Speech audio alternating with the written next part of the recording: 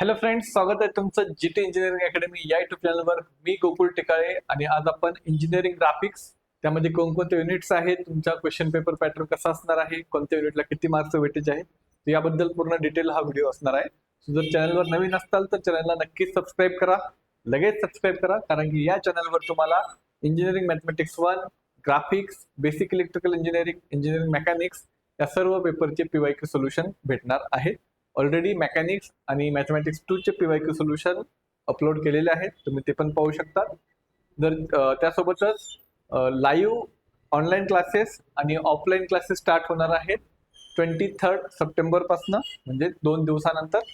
So जे पण स्टुडंटची काही रिक्वायरमेंट असेल, त्यांना फ्री डेमो लेक्चर पाहिजे असतील तर ऑनलाईन तुम्ही जीटी इंजिनिअरिंग अकॅडमी हे ऍप्लिकेशन डाउनलोड करा, खाली दिलेल्या नंबरला संपर्क करा, तुम्हाला डेमो लेक्चर फ्रीमध्ये भेटतील 4 ते 5. त्यानंतर जे ऑफलाईन स्टुडंटसाठी जे डेमो लेक्चर असणार आहेत, ऑफलाईन क्लासेस असणार आहेत सिंहगड वडगाव कॅम्पस या ठिकाणी.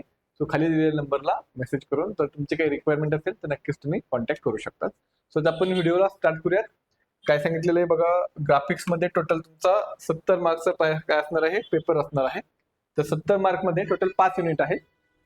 तर 5 युनिट पैकी पहिला जो युनिट आहे, 5 युनिट टोटल जे 5 युनिट असतील त्यातील पहिला युनिट असणार projection of lines. Projection of lines मध्ये तुम्हाला एक क्वेश्चन येणार आहे, त्याचं वेटेज असणार आहे 12 मार्क्स. ठीक आहे. सो त्यामध्ये क्वेश्चन पेपर पॅटर्न कसा असणार, क्वेश्चन 1 सॉल्व्ह करा किंवा क्वेश्चन 2 सॉल्व्ह करा, त्या दोन्हीमध्ये एकच क्वेश्चन असणार आहे, त्याचं वेटेज असणार आहे 12 marks. So projection of line हा पहिला युनिट झाल्यानंतर युनिट नंबर 2 जो आहे तो असणार आहे तुमचा प्रोजेक्शन ऑफ प्लेन्स. तर यामध्ये पण एकच क्वेश्चन असणार आहे, यामध्ये सुद्धा एकच क्वेश्चन असणार आहे, तो टोटल 12 मार्क्सला असणार आहे. सो क्वेश्चन युनिट नंबर 1 और युनिट नंबर 2 असे दोन युनिटमध्ये तुम्हाला 12 मार्क्सचे टोटल 24 मार्क्सचं वेटेज असणार आहे.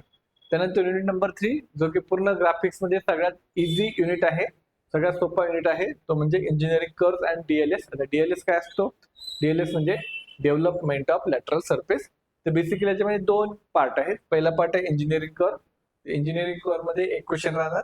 आता वेगवेगळे कर्व्स असतात, त्यामध्ये कोनिक सेक्शन आहे. कोनिक सेक्शन म्हणजे तुमचे 3 कर्व असतात, इलिप्स, पॅराबोला, हायपरबोला. त्यानंतर मग इन्व्हॉल्यूट आहे, हेलिक्स आहे, सायक्लॉइड आहे. सो असे वेगवेगळे टाइपचे कर्व्स असतात. त्यानंतर त्यापैकी 7-8 कर्व आहेत, त्यापैकी एक येणार 7 मार्कला. शक्यतो इलिप्स, पॅराबोला, हायपरबोला यापैकी एक येतो एका क्वेश्चन मध्ये. क्वेश्चन 5 मध्ये येईल. आणि क्वेश्चन 6A मध्ये काय येणार, इन्व्हॉल्यूट, सायक्लॉइड, हेलिक्स यापैकी एक येईल. आणि डेव्हलपमेंट ऑफ लॅटरल सरफेस हा पण 7 मार्कसाठी क्वेश्चन असतो, तो बी मध्ये राहणार, इकडे आणि इकडे. तो क्वेश्चन 5 सॉल्व्ह करा किंवा 6 सॉल्व्ह करा. हा टोटल 7+7 असे टोटल 14 मार्क्सचं वेटेज युनिट नंबर 3 ला आहे. त्यानंतर युनिट नंबर 4 हा सगळ्यात मोठा, युनिट नंबर 4 आणि 5 सगळ्यात मोठं वेटेज वाला युनिट. त्याच्यामध्ये 16 मार्क्सचा एकच क्वेश्चन येतो. क्वेश्चन 7 अटेम्प्ट करा किंवा क्वेश्चन 8 अटेम्प्ट करा. 16 मार्कला क्वेश्चन असतात. त्यामध्ये आपल्याला एक 3 डायमेन्शनल स्ट्रक्चर दिलं जाईल, 3 डायमेन्शनल ऑब्जेक्ट दिला जाईल. त्यामध्ये आपल्याला फ्रंट व्ह्यू मध्ये समोरून बघितल्यावर फ्रंट व्ह्यू मध्ये बघितलं कसा दिसणार ते ड्रॉ करायचं आहे, टॉपने बघितलं कसा दिसणार तो ड्रॉ करायचा आहे, आणि साइड व्ह्यू, साइडने जर आपण त्या ऑब्जेक्टला पाहिलं तर तो कसा दिसणार, तो अशा पद्धतीने आपल्याला 3 व्ह्यूज ड्रॉ करायचे असतात, फ्रंट व्ह्यू, टॉप व्ह्यू आणि साइड व्ह्यू. सो म्हणजे 3D ला सेपरेट व्ह्यू मध्ये आपल्याला डायग्राम ड्रॉ करायचे असते. त्यानंतर युनिट नंबर 5 याच्या अपोजिट असतो आयसोमेट्रिक प्रोजेक्शन बोलतात त्याला. याचा पण 16 मार्क्सचं वेटेज आहे. जसं की आता आपण 3D ला वेगवेगळ्या डायमेन्शनने आपण वेगवेगळ्या डायरेक्शनने आपण पाहून ते ड्रॉ करत होतो. तिथे या ठिकाणी आपल्याला 2 व्ह्यू दिले जातील, फ्रंट व्ह्यू, टॉप व्ह्यू किंवा साइड व्ह्यू, टॉप व्ह्यू. आणि त्या 2 व्ह्यूला इमॅजिन करून 3D स्ट्रक्चर बनवायचे. म्हणजे आयसोमेट्रिक मध्ये सेपरेट व्ह्यू असतात, त्याला 3D मध्ये करायचं. ऑर्थोग्राफिक मध्ये 3D व्ह्यू असतो, त्याला सेपरेट व्ह्यू मध्ये आपल्याला करायचं असतं. सो आयसोमेट्रिक प्रोजेक्शन हा भरपूर साऱ्या स्टुडंटला हा डिफिकल्ट जातो. ऍक्च्युली हा आहे पण थोडासा डिफिकल्ट. त्यामध्ये तुमचं इमॅजिनेशन खूप स्ट्रॉंग असणं गरजेचं आहे. बट ऑर्थोग्राफिक प्रोजेक्शन हा इझी आहे. 3D मधून आपल्याला समोरून कसा दिसतोय, टॉपने कसा दिसतोय त्याची डायग्राम काढायची. बट यासाठी आपल्याला ड्रॉइंग जी काढायची असते यासाठी आपल्याला प्रॉपर प्रॅक्टिस असणं गरजेचं आहे. काही स्टुडंटला ग्राफिक्स खूप इझी जातो, म्हणजे ते विदाऊट स्टडी करता फक्त जे काही कॉलेजमध्ये होईल त्यावर सुद्धा खूप चांगला स्कोर करतात, कारण की त्यांना ड्रॉइंग वर त्यांची पकड असते किंवा त्यांचे इमॅजिनेशन चांगलं असतं. बट काही स्टुडंट जे असतात ते खूप भितात ग्राफिक्सला. सो तुम्हाला प्रॅक्टिस करावी लागणार आहे सुरुवातीपासून. ठीक आहे, कारण की ग्राफिक्स मध्ये टाइम समजत नाही. सो प्रॅक्टिस जर जास्त असेल तर आपल्याला टाइम मध्ये आपला पेपर होतो, पूर्ण पेपर कव्हर होतो. ठीक आहे. तर टोटल जर बघितलं आपण, प्रोजेक्शन ऑफ लाईन, 12 मार्क्स यामध्ये तुम्हाला 8-10 न्यूमेरिकल करायला पाहिजे प्रॅक्टिस.